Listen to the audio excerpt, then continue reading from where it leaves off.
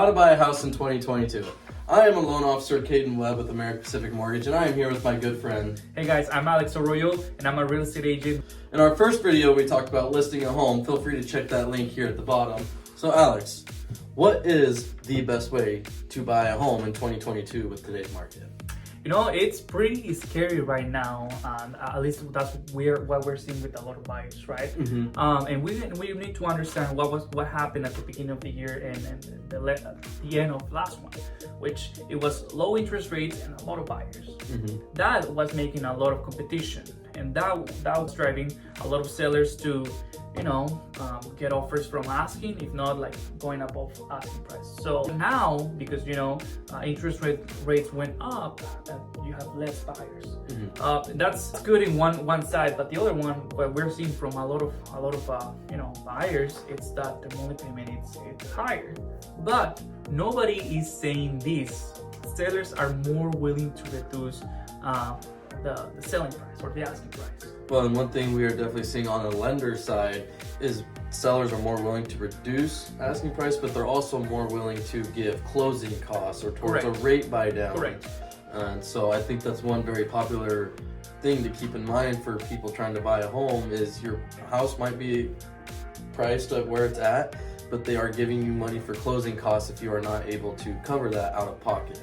So you will ask some price reduction to the seller, and so out of that amount, you can use it for multiple stuff, right? What are you seeing buyers are using that money with? Like, we're seeing to buy down the interest rate and a couple more things. Mention that? We see people, the sellers are giving money towards closing costs, which is costs that, are non-negotiable for lenders. It's the cost to do the loan.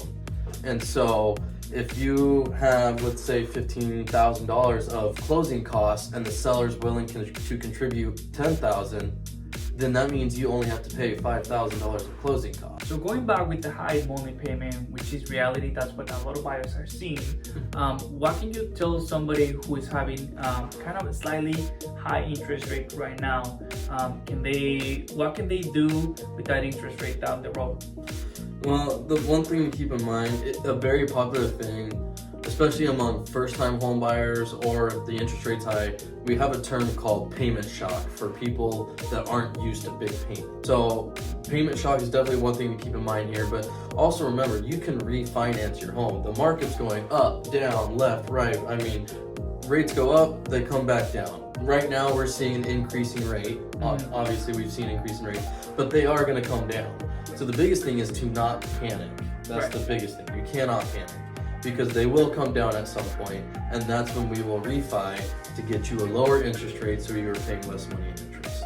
I'm also hearing a lot like, hey, I don't think I'm going to be able to afford a high monthly payment, right?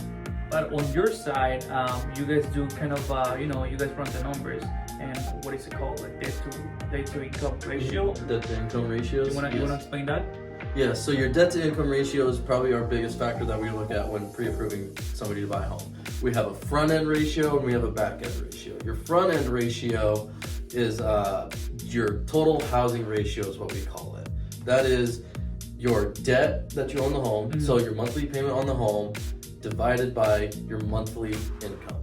Okay. Gross monthly income. We take income gross, so before you pay taxes. Your back end ratio is your total debt, so that includes the housing payment and all other debts you have. The way I see it, I mean, you as a private lender, you won't lend somebody who is not able to make the payments, right? So in conclusion, we're seeing a lot of sellers more motivated to help the buyers to buy down their closing costs, interest rate, right? And now buyers can, buy down the interest rate to help, them with the monthly payments. And you are buying a real estate property, right? And the real estate game is a long term, it's not a short one, right? Oh yeah. So try to look at it in a long term, right? Even though you might have a highly monthly payment, remember that you still getting equity in the long term. That's the biggest thing to remember is when you buy homes or land, values appreciate on those. So even when the interest rates are high, you can still gain appreciation on the value. And we're not saying like real estate doesn't go down, like everything is cyclical, right? It's a market. If you guys have any questions about loans or how to buy your first house, feel free to reach out to my friend Kaden Webb or to me. We'll be both more than happy to help you. See you guys on the next one. See you guys.